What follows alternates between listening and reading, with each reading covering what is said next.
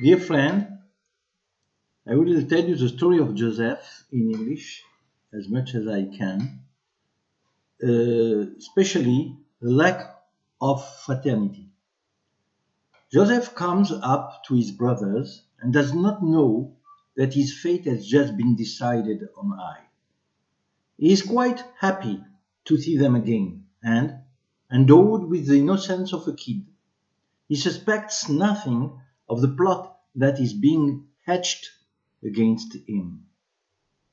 He will be thrown in the well until his ultimate fate can be decided.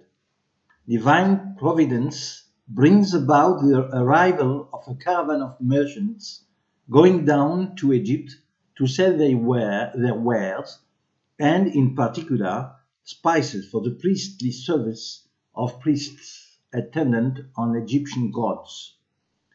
We did not expect less of a traveling companion for a future prince, a manifestation of the divine intention, than that of a carpet of spices intended for the consecration of Egyptian gods.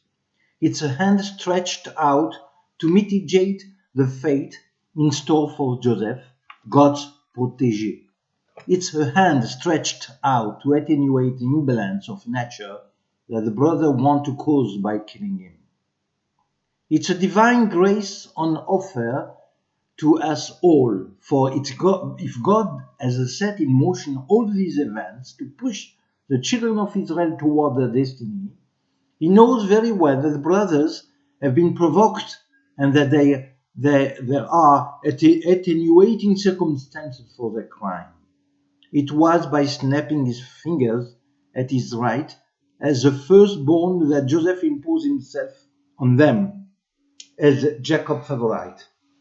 The patriarch's preference for Joseph as formerly God's for Abel in relation to Cain, or Abraham's for Isaac in relation to Ishmael, had provoked the brothers' jealousy. The fate of Jacob's children is attenuated, and the punishment will therefore be very lenient. They will be subject to their young brother in accordance with his dreams. There is a difference between the crime of Abel, which was an aimless crime and without divine prediction, and that of the children of Jacob, which had as its supreme aim to bring about the birth of a new nation in Egypt.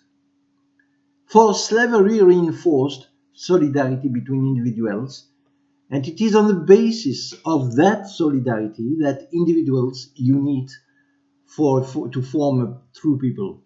Nevertheless, it was God who provoked Cain's jealousy by preferring his brother offering to his God, or any paternal element on earth, should not make a difference, paternal love being an indivisible and incommensurable attribute. Love is composed of the element of fire. It is the only element that does not grow less, both by dividing and by multiplying.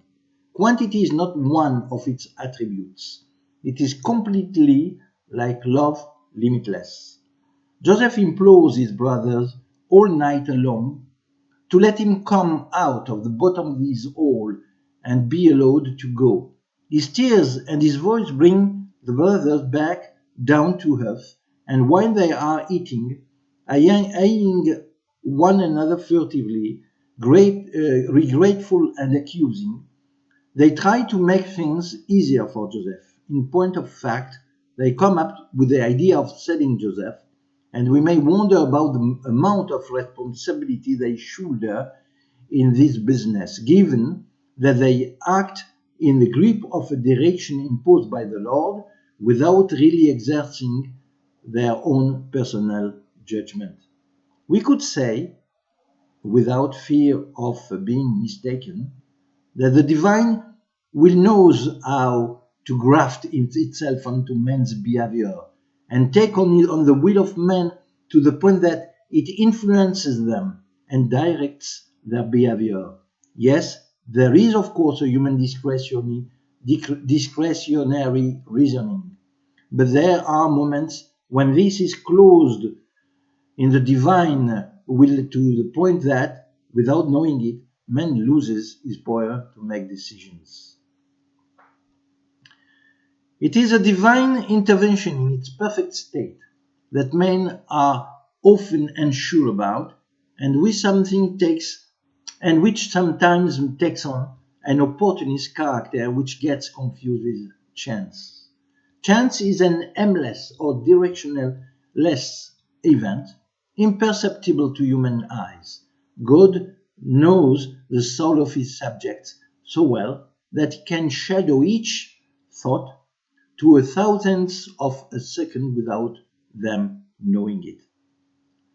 In higher spheres, thanks to the principle of the parallelism of the five worlds, of which we have spoken, he follows and causes events to happen simultaneously. He is the prompter under the stage. He is the director. He is the principal lead, the supernumerary and all the scenery at one and the same time. It's his work, it's his masterpiece, he is a conductor too. And yet, in the auditorium, everything happens as if he did not exist. He is invisible, and many are those who do not believe in him. A beetle innocently ventures forth on the tarmac of a street he thinks he is going to cross. The few centimeters he can see in front of him do not permit him to understand the danger that is lying in wait for him. He goes forward methodically, investing in his movement and energy that makes us feel sorry for him. He reaches the middle of the street. Cars pass over him. Lest of the crime they run, the risk of committing. The beetle stops. He is under the influence of this natural destiny. Chance may cause an accident. I hesitate a moment.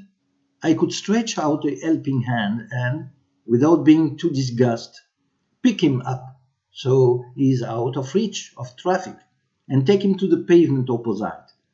But I know in my heart of hearts that nature does not require my intervention. The beetle does not figure among the pets that man protects and raises. He is untamed and therefore subject to the cruelty of nature. Then, the time it takes me to reflect, and even before I can intervene in his favor, from the high spheres in which I evolve in relation to him, a car runs him over to the point that he is no longer recognizable. I feel no sorry for pity for him. It was his destiny. Well, the number of humans in the world is insignificant in comparison to the number of beetles, and the number of cars passing by is insignificant in relation to the heavenly bodies that threaten our planet on a daily basis. The chances of me being crushed by a meteorite are naturally much bigger than those of a beetle to be crushed by an ungrateful car. And I rapidly enumerate all the dangers that lie in wait for me. But I am under divine protection. I am a tame, domesticated animal. I respect the rules of life and of behavior that God imposes on me. I can therefore cross the street with every confidence. The tortuousness of divine thought renders it magnificent.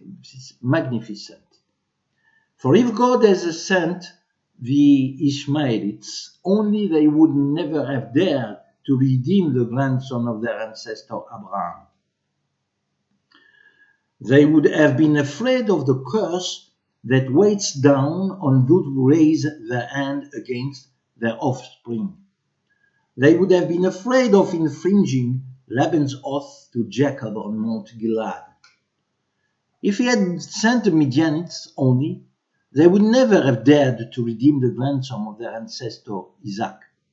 For the Midianites are mixed up with the Edomites, the descendants of Esau. They respected the bond of kindship between the descendants of Jacob and those of Esau. He therefore sent the Midianite, who had come from Mesopotamia and knew nothing of the celebrated precedent of that child. The Midianites were unscrupulous and yet had no interest in redeeming a child who had grown up in a tent and would intimidate them by his knowledge of languages, of scripture, and his knowledge in general. It was his predestinate amalgam of Midianites and Ishmaelites which allowed the redemption of the slave and his going down to Egypt. For the Ishmaelites had sprung from a warrior tribe that sometimes robbed caravans and sometimes protected them. At that point in time, it was judicious to ensure their protection. The Ishmaelites were keen to do good business, and as they were cunning, they encouraged the Midianites to buy Joseph at a knockdown price. Then, having arrived at the border of Egypt, they bought him back from them, allowing them to make a slight profit. In the public marketplace, it was the Ishmaelite who sold Joseph at an exorbitant price to Potiphar, Pharaoh's servant.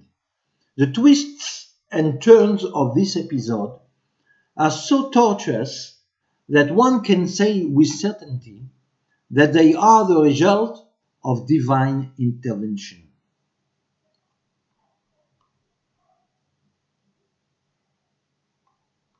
Thank you. It was part one. We'll continue later. Thanks and good day.